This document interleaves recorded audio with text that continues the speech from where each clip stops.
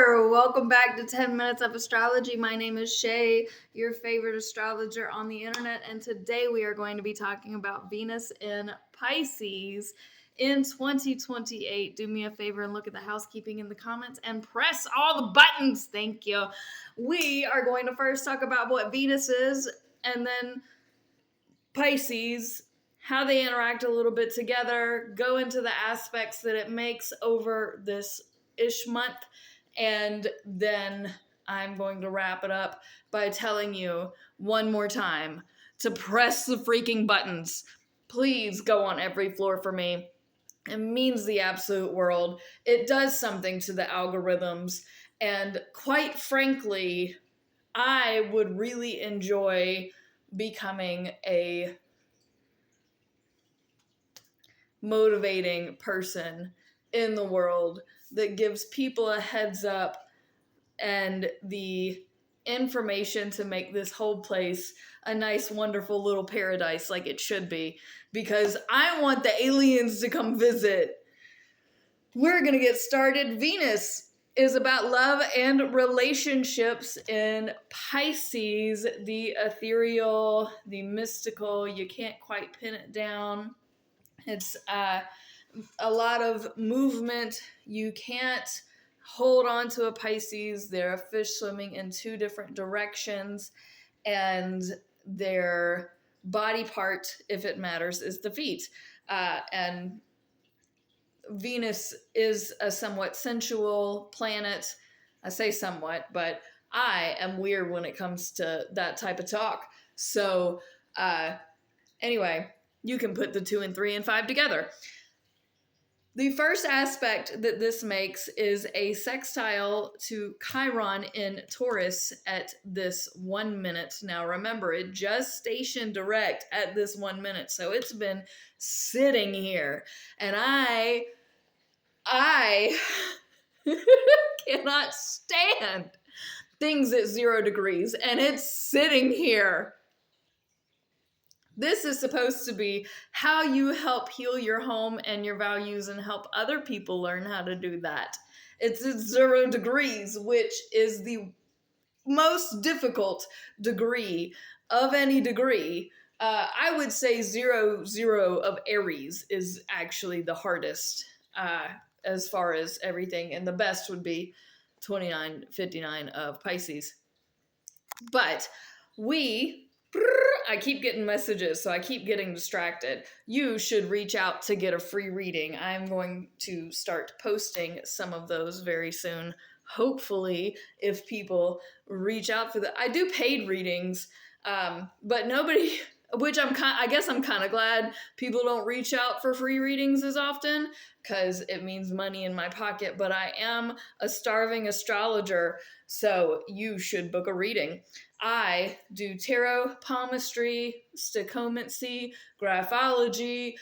I do a lot of different things. Dream interpretation, which go check out. I know I posted it in January, but you should absolutely go check out the dream analysis that I did as far as teaching you how to have better dreams to manifest a better life. Anywho, I am gonna ADHD off track sidebar forever if I don't stay focused. So, what we're here to talk about is this sextile, which is a good thing, between Venus and Chiron. Venus obviously is your relationships with the weird and with the unsure and the things that they're like hazy, they just slip away from you. And this is a good alignment at a terrible degree, because we have no idea what we're doing and we're bad at it, to how we're healing. So our relationship with the things and how we're supposed to be helping heal, it feels like we can't, it's just, we can't do it. We're not sure. It's muddy and yucky and, Then we have a semi-sextile to Aries at 4 degrees, Neptune and Aries at 4 degrees. I really like this because Spirit is teaching us that if we just go on the way, that our relationships and these things that we're not too sure about, they'll just fall into place. Just keep going. Just keep moving. Keep going forward. It's like a motivating, you got this. Don't worry about it. Just keep chucking on. And I love that. We have a semi-sextile to Pluto in Aquarius at 6 degrees.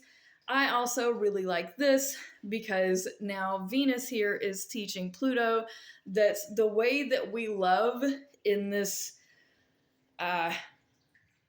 very inspirational, intuitive, just genuine, we understand it, we comprehend it way is really good for our friendships, especially because our friends are like, yes, you just know, and that's awesome. And you're being kind of off and just floaty is also disassociating you from all of the change that may be happening in society. So we as a society may need to like disassociate for a little while just to see where all these changes have been going, to see how it's really affecting all of us, to then later come back and keep doing more changes. So we're going through a lot. We're coming out. It's more than the butterfly coming from the chrysalis. It's like we're swimming to get to the top for air. I don't know. It's been a lot of changes, so we do need to disassociate and take a step back and breathe as a collective society and just be like, hold on. Where have the chips fallen here? Then we have at the same 6 degrees a square to Uranus. So this is going to be making a trine to Pluto, which is the technological transformation. So this may be some really big technological advancement that comes about that none of us were expecting, that like stops time just about. And in this somewhere, it looks like the Earth is speeding up. Maybe just momentarily, but it feels like a lot of things are spinning. This is very spinning out of control energy, even though we're learning and it's good and it's new and it's involved. And because Uranus in Gemini is leaps and bounds forward in technology, Pluto in Aquarius is transforming society. So this transformation in society with technology, that's crazy. And your head is spinning. Venus is square this, but I don't mind Pisces and Gemini together because they can kind of meld around each other. I don't mind Pisces and Gemini placements because Pisces can deal with Gemini and Gemini can like overlook Pisces, which, it's not that to me, a square between Pisces and Gemini is probably one of the least difficult squares because this is Gemini here is a mutable sign, so I don't mind it. Pisces here is a mutable sign, so I don't mind it as much. It's not as harsh, and is the changing in our relationships, the back and forth, the things that, it doesn't feel comfortable, but we know that we need this to grow and we're just going to kind of deal with it and overlook some things and now there's some stuff with Jupiter coming up here, which is like, you keep forgetting the big details. So I don't want you to forget about that during this time because that is coming up. Not to jump on you, but these are both signs of duality, so you're going to be multitasking. We have then a semi-sextile to Mars and Aquarius. We are conjunct Saturn and Aries. We are opposite Jupiter and... Oh, no, I am going way too fast. Let's roll back just a second. The semi-sextile to Mars in Aquarius at 22 degrees and conjunct Saturn, not conjunct, also semi-sextile to Aries at 22 degrees. This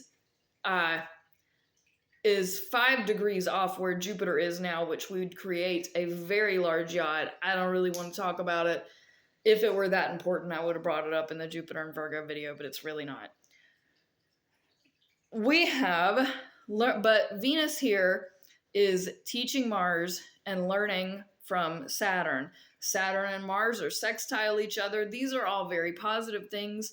This is not necessarily tests, but it's reminder lessons. So Saturn is reminding Venus that you matter, you are important, you need to take care of you, you need to do what's right for you, and love yourself, because this is about your relationships. So it's like Father Time, Big Brother going, you matter, you're important, don't let him do nothing, don't let nobody do nothing, don't let him say nothing. Like, it's giving you the good boost motivation. And Venus in Pisces teaches Mars, you don't need to act on it right now. Right now, we're focusing on the relationship itself. You don't react to this in any kind of crazy random way. You are relating to this in an emotional, intuitive, like you have to understand way. And because Mars loves the information, loves society, loves, all of these change and these activities, is going to vibe with all of this. So this is brainstorming, collective, we're getting along, we're moving, we're doing what's right, we're building, we're in short, like a lot of good things. Then we have the opposition to Jupiter retrograde in Virgo and semi-sextile Lilith in Aquarius at approximately 26 degrees. So remember, Virgo's got some wide yads even with this Lilith here, because in the Venus and Aries video, I'm going to discuss more about Lilith and the wider yod to Jupiter.